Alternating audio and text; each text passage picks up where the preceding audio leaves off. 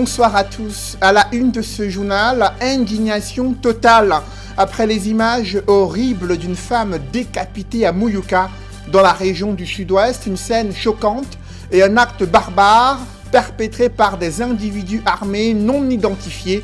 Vous suivrez dans ce journal les réactions des leaders politiques, acteurs de la société civile, qui condamnent ces violences meurtrières qui se multiplient sur le théâtre de la crise anglophone. L'aggravation du déficit de la balance commerciale est liée à l'abandon et la faillite des entreprises publiques chargées de la transformation des produits agricoles, alors que le Cameroun dépense des milliards de francs CFA pour acheter du riz, du poisson importé. Il y a des entreprises publiques qui auraient pu résoudre ce problème. Enquête ce soir sur une mauvaise gestion des entreprises publiques, notamment la Soderie à Sanchou dans le département de la Menoie, abandonnée après une mauvaise gestion de la part de l'État. Enquête au cœur de ce journal.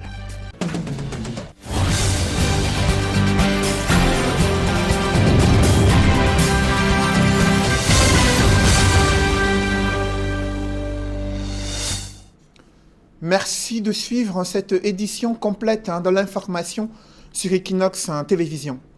Une vidéo devenue virale choque les Camerounais.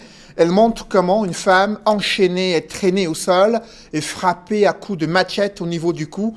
Un acte barbare qui ôte la vie à cette femme. Une scène violente qui se déroule à Muyuka, dans la région du sud-ouest. Plusieurs versions circulent sur les motivations d'un tel acte barbare. Des leaders politiques sont sortis de leur réserve pour condamner cette recrudescence des violences meurtrières sur le théâtre de la crise anglophone. Des précisions avec Eric Fopoussi.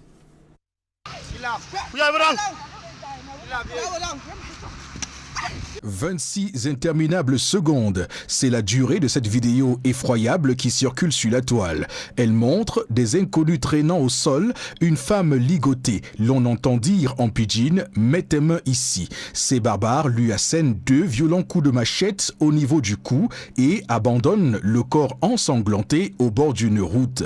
Ces images horribles proviennent du quartier Makanga à Muyuka dans le sud-ouest Cameroun. Des sources annoncent que la dame aurait tranché la verge de son époux souhaitant prendre une deuxième femme, d'où la mission punitive. D'autres sources révèlent qu'il s'agirait plutôt de combattants séparatistes accusant cette femme de fournir des renseignements à l'armée camerounaise. Dans un contexte de crise anglophone, les réactions n'ont pas tardé. Cabral Libi, député et président du PCRN, sur son compte Twitter, écrit « Encore une effroyable vidéo qui expose l'inhumanité, l'horreur. Elle serait un autre aperçu de cet autre visage de la crise en cours dans la partie dite anglophone du Cameroun. Mon Dieu, je condamne avec fermeté cette bestialité. Non, rien ne la justifie, rien.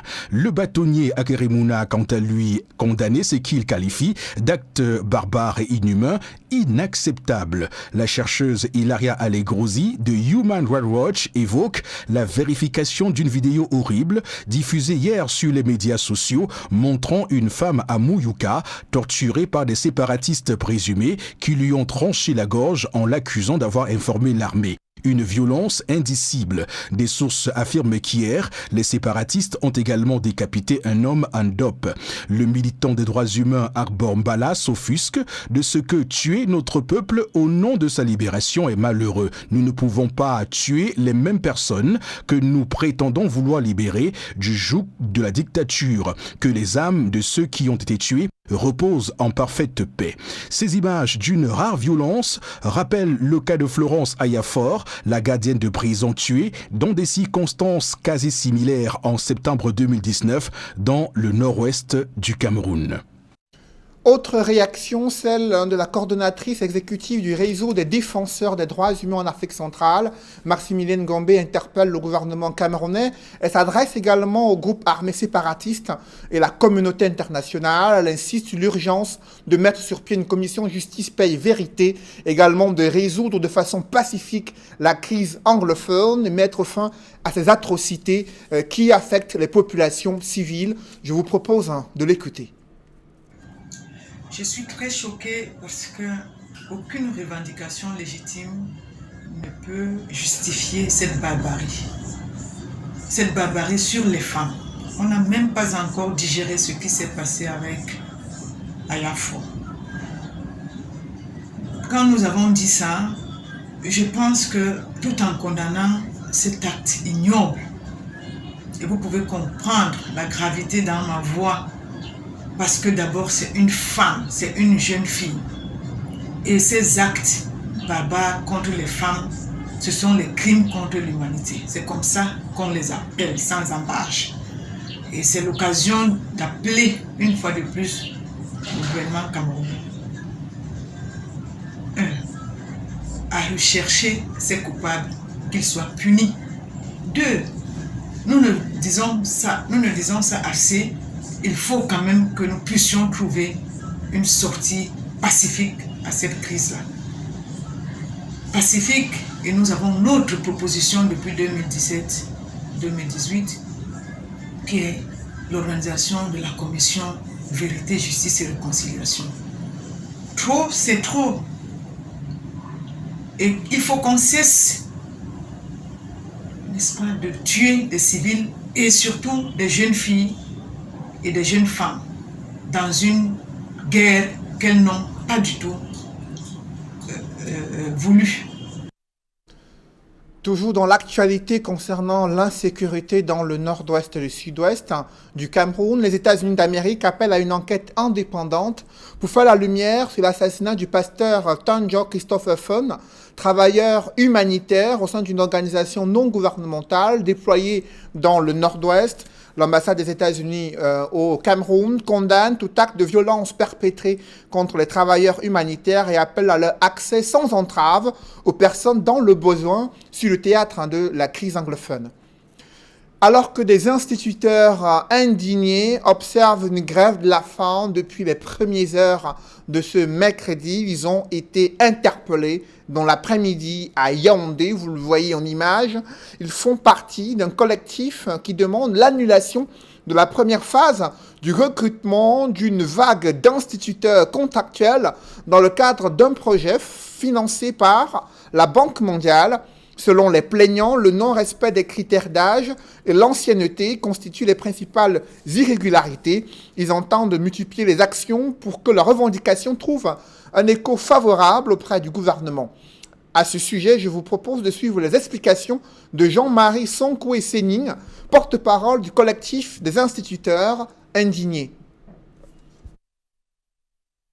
Plusieurs de nos collègues qui sont là sont des enseignants dans des établissements privés et beaucoup étaient appelés à surveiller en même temps le CEP et à participer à la correction. Nous avons fait d'abord notre travail républicain. Aujourd'hui, nous sommes là parce que nous avons décidé de passer à la grève de la faim parce que nous sommes convaincus que nos institutions ne nous comprennent pas. Ils ne veulent pas prendre en considération nos revendications. Et aujourd'hui, je crois que même si, avec la grève de la faim, si nous arrivons à mourir, nous serons morts au moins pas dans l'anonymat, mais parce qu'on était en train de revendiquer des choses justes et qu'on n'a pas daigné solutionner. Nous sommes là juste à ce que on porte nos cadavres ici, là, de ce côté. Ça, c'est sûr et certain. Et même si nous mourons, nos collègues prendront le relais et donc ça veut dire que quand on s'apprête à fabriquer autant de cercueils, nous sommes au moins 1500 et nous espérons que 1500 cercueils seront disponibles pour pouvoir enterrer tous ces Camerounais-là. Ces instituteurs indignés ne sont pas les seuls à éprouver des difficultés à avoir accès à un emploi décent. La situation est encore plus catastrophique dans l'arrière-pays. À Melon, les jeunes se plaignent d'avoir des difficultés d'accès à un emploi décent, confrontés au sous-emploi, réduits à conduire la moto avec les dangers auxquels ils sont exposés. Ils interpellent les pouvoirs publics, la municipalité également interpellée, peine à pouvoir trouver des solutions à ces jeunes. C'est un reportage signé Xavier Foka et Cyril Djemba. Les jeunes de la localité de Melon dans le département du Mungo, région du littoral, manquent cruellement d'emplois et leurs efforts pour en trouver restent vains. Melon, c'est difficile parce qu'il n'y a pas d'emploi, les jeunes n'ont pas quoi faire, ça ne marche vraiment pas à Melon. Les jeunes essaient de se débrouiller mais ça ne donne pas. On force de tous les sens. Et on cherche, on ne voit même pas. On cherche, on ne voit pas. On tape la tête même. On essaie même de demander au secours, on ne voit pas. Un chômage qui ne va pas sans conséquence sur la vie de cette jeunesse désespérée. Certains même sont vraiment dans la drogue là. Certains même se gagnent à cause de ça. Et tout ça pourquoi? Parce que quand on cherche le travail, on ne voit pas. Dans la fumée surtout même. Et tout ça parce qu'ils cherchent, ils ne voient pas. Pour sortir la tête de l'eau, les jeunes de Mélon se lancent désespérément dans diverses activités du secteur informel, mieux dans la débrouillardise. Mais quand ça, le travail qu'on te propose, c'est ça que tu fais aussi. Nous, ce qu'on trouve, on arrive, c'est avec ça qu'on se débrouille. Parfois aussi, certains aussi, on les comme ça avec la moto. Désormais sans repère et à bout, les jeunes de Mélon crient à l'aide, une aide qui viendrait peut-être de la Providence. On veut travailler, on a besoin d'un secours, on a besoin du travail à Mélon. On a personne qu'on peut demander au secours. On attend aussi simplement si Dieu peut envoyer quelqu'un pour que ça puisse changer. Le projet haute intensité de main-d'œuvre dont bénéficie la mairie de Mélon pour l'aménagement de certaines artères de la ville pourra pour quelque temps occuper une bonne partie de ces jeunes. L'IMO veut dire que les populations, la main-d'œuvre locale pilote le projet. Je fais confiance à ma jeunesse qui saura bénéficier. Et même si ce projet met seulement 6 mois, vraiment c'est le bandit qui simplifie le peu qu'il a. Financé à hauteur de 180 millions de francs CFA, le projet permettra de recruter 200 jeunes de la commune de Mélon, la seule dans la région du littoral, retenue par le Minipat, pour bénéficier du projet IMO. Un faux communiqué daté du mardi 11 août 2020 est attribué au ministre de la Défense. Il fait état d'un prétendu recrutement de 2600 commandos d'élite pour le compte des bataillons d'intervention rapide et la garde présidentielle. Selon le capitaine de frégate Cyril Serge Atonfac, chargé de la communication du ministère de la Défense, aucun concours ni recrutement n'ont été ouverts pour les armées et la gendarmerie nationale. Le moment venu, la bonne information sur ce sujet sera communiquée à travers les canaux officiels, a-t-il indiqué dans un communiqué du ministère de la Défense. Je vous le disais, des dysfonctionnements criards dans la prise en charge des patients atteints de Covid-19. Selon une enquête de la société civile, l'hospitalisation des cas graves est facturée souvent à près d'1 million de francs CFA aux malades. Pourtant, le ministre de la Santé publique a plusieurs fois indiqué la gratuité de la prise en charge des cas de Covid-19 dans les centres agréés, mais l'enquête réalisée entre mai et juillet 2020 révèle le calvaire des malades dans certains centres agréés Covid-19 à Douala. Les hôpitaux mis en cause s'expliquent dans ce reportage signé Nadine Yambou.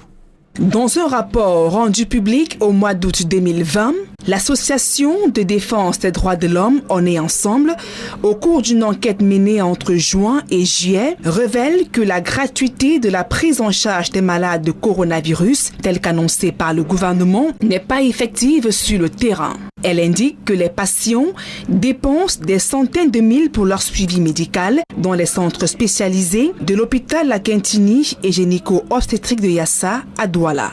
Pour réaliser son étude, l'association affirme avoir recueilli des témoignages des familles des victimes et même des membres de l'association ayant contracté le virus. Ainsi, l'enquête montre que les patients, une fois arrivés dans ces structures et présentant des signes de Covid, sont soumis à une série d'examens tels que le scanner du poumon, l'échographie du cœur et bien d'autres payés par le malade qui va finalement bénéficier d'un test de Covid-19 gratuit. Bien plus, souligne le rapport, l'occupation des lits d'hospitalisation dans ces centres est facturée aux malades à 1500 voire 2000 francs CFA la journée. De même que les soins infirmiers à 3000 francs CFA, soit 240 000 francs CFA, associés aux différents examens pour un séjour d'une semaine. À cette longue liste de dépenses s'ajoute l'achat des médicaments et la nutrition pour les patients de degré 2. S'agissant des malades en détresse respiratoire, la situation est davantage bien plus compliquée, indique le rapport. L'occupation des lits et la location du matériel respiratoire varient entre 15 et 25 000 francs CFA. L'association poursuit en précisant que pour un malade appelé à passer près de 3 semaines en assistance respiratoire, devra dépenser minimum 300 000 francs CFA par semaine pour un coût global de la prise en charge évalué à 1 million de francs CFA. Des faits graves, estime l'association. Pourtant, le gouvernement avait annoncé la gratuité au plus fort de la crise sanitaire et la mise sur pied d'une brigade mixte pour traquer les structures et toute personne qui violerait cette prescription gouvernementale. Contactés, des sources à l'hôpital La Quintini et gynéco-obstétrique de Yassa balaient d'un revers de la main ce rapport. Elles expliquent que les frais dépensés par le patient sont ceux liés à la prise en charge des pathologies associées telles que l'hypertension artérielle, le diabète et les maladies cardiovasculaires. Dans ces centres, on réitère que la prise en charge du coronavirus est bel et bien gratuite et administrée suivant le protocole élaboré par le gouvernement. Pour améliorer le suivi des malades, l'association Né Ensemble recommande l'affichage des décisions ministérielles à l'entrée de tous les centres agréés Covid-19. De même que la définition des modalités de prise en charge des soins Covid et la procédure appliquée. Une patrouille mixte sur le terrain dans les hôpitaux publics et même privés. La prochaine rentrée scolaire est déjà à l'épreuve du Covid-19 et l'insécurité persistante dans le nord-ouest et le sud-ouest. Comment les établissements scolaires confessionnels vont-ils assurer l'encadrement des élèves? La mise à disponibilité des subventions de l'État couplées aux mesures pédagogiques sont au cœur d'un forum sur l'enseignement privé protestant à Yaoundé. D'autres précisions avec Rodin Gassi et Marcelin Gansap. La crise anglophone qui perdure a déjà suffisamment porté un sérieux coup à l'éducation dans le Nozo. La pandémie du Covid-19 est venue enfoncer le clou, obligeant le gouvernement à procéder à des réajustements pour essayer de sauver l'année scolaire. Et c'est dans ce contexte, fait d'incertitudes et de défis, que se prépare la prochaine rentrée dans les établissements scolaires, relevant de l'organisation de l'enseignement privé protestant. Avec le contexte actuel, nous sommes d'oreilles à Yaoundé pour connaître les mesures qu'on doit prendre pour la rentrée. Non, nous ne savons pas encore si il faut commencer les inscriptions et à quelle période. On attend scrupuleusement les mesures que l'État va prescrire pour cette rentrée. C'est à se demander si le moral des troupes est au beau fixe. Lorsqu'on sait que du fait du coronavirus, les salaires des enseignants exerçant dans le privé ont connu une cure d'amaigrissement, occasionnant des grincements de dents. Il y avait un peu de découragement à cause des salaires qui ont connu quelques difficultés. Vous savez, avec la fermeture des établissements, il y a bon nombre d'élèves qui n'ont pas pu finir leur écolage. Et ça nous a entraîné dans des difficultés financières. Dans l'ensemble, je peux vous assurer qu'il y a de la sérénité parce qu'avec les subventions 2019 qui viennent de nous être versées, nous allons les distribuer aux enseignants.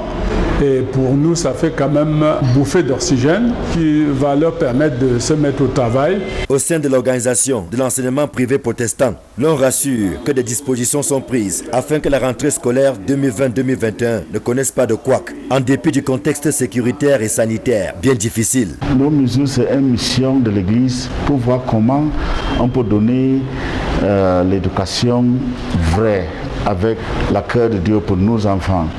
Donc, tous les enseignants sont ici avec cette motif pour partir, voir comment ils peuvent mettre même leur vie en risque pour les enfants de cette nation. Le Forum national sur les pratiques pédagogiques permet de baliser la voie en vue d'assurer une rentrée sereine, avec un accent particulier sur la qualité de l'offre de formation. Voilà qui interpelle entre autres les coordonnateurs des projets pédagogiques, les responsables des structures d'encadrement et les seigneurs de la craie des établissements scolaires protestants affiliés à l'organisation de l'enseignement privé protestant. Je vous le disais en titre, l'aggravation du déficit de la balance commerciale est liée à la faillite des entreprises publiques chargées du développement et la transformation industrielle des produits alimentaires. Aujourd'hui, le Cameroun dépense des centaines de milliards de francs CFA pour payer les importations du riz, du poisson et d'autres produits alimentaires. Pourtant, il y a de nombreuses années que le pays disposait des structures permettant de transformer, de développer et d'encadrer les filières agricoles. L'une de ces structures, la Soderie, est en quasi-faillite, envahie par la broussaille. À Santhiou, dans le département de la Menoie, les populations, les producteurs agricoles sont en colère contre le gouvernement qui n'a pas su préserver la vie de cette entreprise. Enquête signée Jacques Molon et Jean-Paul Chouignat. À son ouverture en 1961, la Société de développement de la riziculture dans les plaines de Mbo faisait la fierté de toute une ville, Santhiou, dans le département de la Menoie. Une fierté et même une identité qui a disparu à la faillite en 1997 de cette usine de transformation et de conditionnement du riz. Une denrée alimentaire qui fut en son temps très appréciée dans les ménages camerounais et même ailleurs. On nous fait manger le riz qui vient d'ailleurs, cher, or que nous ne mangeons pas le riz de la Chine, nous mangeons le riz de la Soderie. Comment est-ce qu'on peut fermer la Soderie? Là où nous, on avait suffisamment de riz, et puis nous, mais le riz de qualité. Il était de qualité supérieure par rapport au riz qu'on produisait à Yagua, dans certaines localités du Cameroun. En grande quantité. Une partie a été même exportée. 23 ans après cette fermeture, le cadavre de la Soderim s'est suffisamment décomposé, laissant juste apparaître un pauvre squelette d'acier au milieu d'une broussaille. De grands silos de traitement et stockage de riz, machines de décortiquage et équipements bien chargés d'histoire sont devenus des objets de musée. Dans le riz, il y avait peut-être 3 qualités de riz qu'on cultivait là-bas. C'est la mauvaise gérance. Et c'est une usine qui permettait, n'est-ce pas, à la population de s'en sortir et qui a même provoqué, je peux dire, qui a boosté le développement de cette commune de Santhiou. À la seule évocation du passé glorieux de la Soderim, que d'amertume pour les anciens employés et les habitants de Santhiou. Tous ont très mal, et même très très mal, écrasant au quotidien de grosses larmes pour un organe national perdu face aux horreurs d'une faillite, des plans d'ajustement structurel viciés du FMI et la Banque mondiale qui ont mis des milliers de jeunes au chômage, 1500 paysans abandonnés à leur triste sort et plus d'1,5 milliard de francs CFA d'investissement public enterrés dans la broussaille. Les populations pleurent parce que Santhiou s'est appauvri avec la fermeture de cette usine. Beaucoup de communautés villageoises cultivaient aussi parallèlement des petites parcelles qu'elles revendaient à l'usine dont la production n'était toujours pas suffisante. Tout le monde y trouvait son compte. Dans ce moment, je peux vous dire que c'est un désastre total. J'ai travaillé là-bas avec ma mère et mes enfants. Tu faisais quoi? J'ai cultivé le riz. C'était le bon riz. Oui. Aujourd'hui, je chôme au quartier. L'enfant chôme au quartier. If we were in good terms, in good cultivation with the rice made in Cameroon, it would have been better because it helps to employ children, it helps to develop our country. So we are praying the government to see into it that most of these places being locked up should be opened. La Soderim, qui contribue à nourrir les Camerounais, a donc fermé ses portes. Santhiou et le Cameroun tout entier mangent et vivent depuis 23 ans d'un riz plus ou moins douteux, venant d'Asie et acheté à prix d'or. Je suis ici à la Soderim depuis 1981. Le riz pakistanais, ça fait 5 ans dans leur magasin. C'est quand ça tend à pourrir, quand il décortique pour envoyer aux pays africains que nous sommes. Et avant que ça n'arrive, ils traitent. Or, à la Seigneurie, à Nord et à Santhiou, là où nous sommes à présent, on est traité jamais série. Dès que ça sortait de la transformation, on mettait directement à la cuisine. Moi, j'achète le sac de riz présentement à 21 500 francs. Le riz qui coûtait 17 500 francs avant la pandémie. Nous nourrissons difficilement nos enfants. Nous ne consommons que le riz importé. Vraiment, quand vous regardez, quand vous voyez la hausse de 17 500 à 21 500, voire même 25 000, nous demandons vraiment à l'État comment est-ce qu'on peut fermer la Soderie. Là où nous, on avait suffisamment de riz, et puis nous, mais le riz de qualité.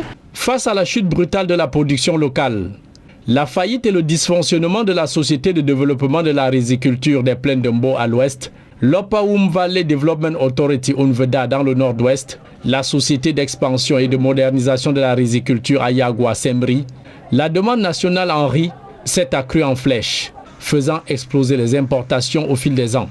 Tenez par exemple, de 2015 à 2018, l'État du Cameroun a dépensé 652 milliards de francs CFA sur 3 ans pour une denrée alimentaire dont la nature a si bien béni le Cameroun en potentialité mais mal exploitée.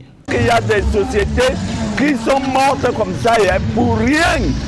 Pourquoi importer les riz alors qu'on peut cultiver tout ça sur place? Le pays a même atteint le chiffre record d'importation de 803 500 tonnes de riz pour une balance commerciale toujours déficitaire de plus d'une centaine de milliards de francs CFA. Ces importations de riz, comme bien d'autres denrées alimentaires de grande consommation, maïs, huile, poisson, lait, pourraient dépasser chacune 1 million de tonnes si la production locale n'est pas mise en priorité dans les politiques publiques de développement de notre pays. Restons dans la région de l'Ouest, là où il y a de vives tensions dans une chefferie traditionnelle de 3e degré dans le groupement Bafou. Une guerre de succession divise la cour royale. Après le décès du chef, l'administration territoriale s'en est mêlée au point d'interdire l'organisation des obsèques du défunt, mais l'une des parties a défié les injonctions de l'autorité administrative. Des précisions avec le Cled Sakem. C'est un feuilleton auquel semblent s'être habituées les populations du village Ntsengbe est visiblement loin de connaître son épilogue final. Le nœud de la guerre, une question de succession au sujet du trône de cette chefferie de 3e degré dans le groupement Bafou, département de la Minois, depuis plusieurs années déjà. Le décès le 12 juin dernier de Sa Majesté Kenago Robert, qui a régné depuis 1954, a été le prétexte pour les différentes actions familiales de relancer les débats. Au commencement était cette correspondance du ministre de l'administration territoriale Paul Tangandi, daté du 23 juillet dernier, exigeant de surseoir à toute cérémonie aux consultations relevant de cette chefferie. Par la suite, c'est une décision du préfet du département de la Minois, levant les ambiguïtés au sujet de cette discorde. Un programme des obsèques est aussitôt commis dans la foulée, sauf qu'à quelques heures du début des obsèques, une autre correspondance, celle du sous-préfet l'arrondissement de Koni, qui arrive en dernier ressort, dans laquelle l'autorité interdit de nouveau toute manifestation. Une nouvelle qui passe mal dans la faction du défunt chef. Ceux-ci bravent la correspondance pour ouvrir les hostilités. Argument avancé. Il y a des rites dans la tradition bamileke qui ne méritent pas de supporter ou d'attendre encore plus de 60 jours. C'est pour cela que les notables, même comme vous ne les voyez pas tous, ont décidé d'appliquer la coutume en ouvrant le deuil ou pour la formule même consacrée en perçant le deuil ce jour, pour respecter cette tradition-là. Et nous l'avons fait comme l'exige la tradition, même en tapant sur un bélier, je crois, qui a d'abord pleuré parce que ce n'est pas un homme, un humain qui peut annoncer le deuil par les cris. C'est à partir du cri d'un animal que nous l'avons fait ce matin, comme l'exige la coutume bamileke. À travers des messages portés sur les pancartes, les populations expriment leur ras-le-bol. Non à ceci, non à cela. Nous aurions même dû multiplier.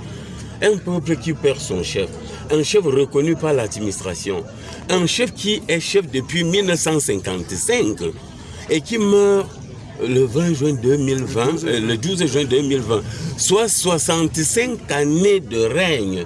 Et qu'on soit obligé de continuer d'attendre, on devrait attendre même jusqu'à quand l'on peut être dépassé par des événements. L'autre faction reste dans l'attente de la décision finale, plaçant sa confiance à l'autorité administrative. Ce problème a toujours perduré. On nous a demandé qu'on attende donc la vacance pour régler définitivement ce problème. Voici, nous sommes en période de cette vacance et nous attendions que l'administration nous aide à regarder traditionnellement ce problème et qu'il tranche une bonne fois. Et dernièrement, nous avons eu correspondance du sous-préfet nous demandant de rester calme et de surseoir toute activité en Tsengbe relative à ces obsèques et la désignation de nouveaux chefs. Un problème de légitimité et de légalité qui maintient les frères de ce village dans un climat de tension permanente et dont les autorités ont maille à départager les différentes parties. On devrait donc encore attendre dans les prochains jours le dénouement des événements. Pour l'heure, les obsèques suivent son cours et prendront fin samedi si on s'en tient au programme.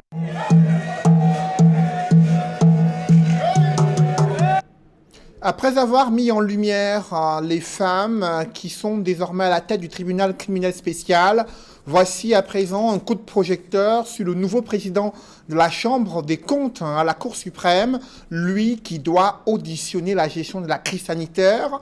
Son parcours au sein de la magistrature est élogieux. Yap Abdou, qui est le nouveau président de la Chambre des comptes, conseiller à la Cour suprême. Quelles seront ses missions, quel est son parcours? Elle demande des réponses avec Guy Zogo. Il est des promotions qui ne souffrent d'aucune contestation. Celle de Yap Abdou à la suite du Conseil supérieur de la magistrature à la tête de la Chambre des comptes en fait partie. À 64 ans, ce magistrat hors hiérarchie de premier groupe conjugue brillamment la notion du mérite. Et ses faits d'armes en parle. Lui qui tour à tour a construit sa réputation depuis le tribunal de première et de grande instance du Ndjaye Lobo à Sang-Mélima, à la présidence de la République en tant que chargé des missions, au tribunal criminel spécial TCS qu'il a porté sur ses fonds baptismaux en 2012, fonction qu'il a occupée jusqu'en 2017, à la Cour suprême et maintenant à la Chambre des comptes. Au total, 35 années d'une carrière bien remplie qui lui valent aujourd'hui les trompettes de la consécration.